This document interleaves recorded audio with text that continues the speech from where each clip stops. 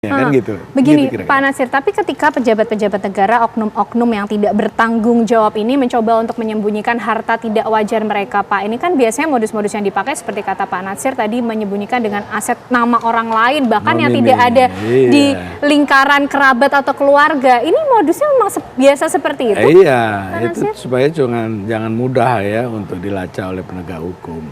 Jadi menggunakan perusahaan-perusahaan yang bodong misalnya, atau perusahaan-perusahaan yang resmi tapi digunakan untuk media di dalam melakukan pencucian uang ya, atau juga memakai nama-nama pihak-pihak lain ya, seperti itu.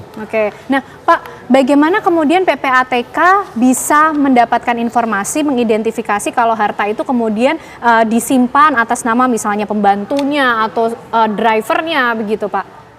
Jadi secara umum kami merangkai itu seperti puzzle, ya, menyatukan atau memadukan dari berbagai macam informasi yang ada. Nah, tugas, fungsi, dan kewenangan PPATK itu adalah pertama menerima laporan.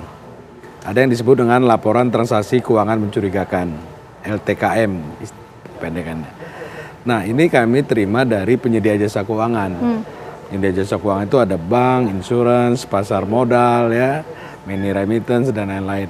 Ada juga pihak pelapor itu yang disebut dengan penyedia barang dan jasa, properti, agen properti, dealer mobil.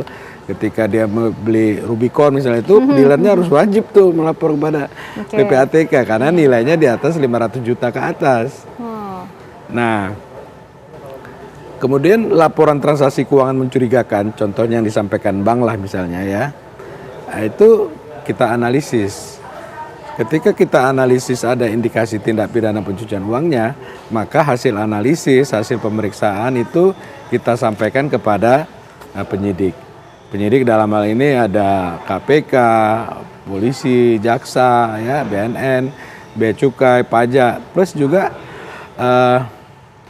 pegawai negeri sipil ya, PPNS, penyidik pegawai negeri sipil. Itu oleh keputusan Mahkamah Konstitusi tahun lalu ya, beberapa tahun lalu itu menyebutkan bahwa PPNS itu bisa dapat menyidik selain tindak pidana asalnya juga tindak pidana pencucian uang.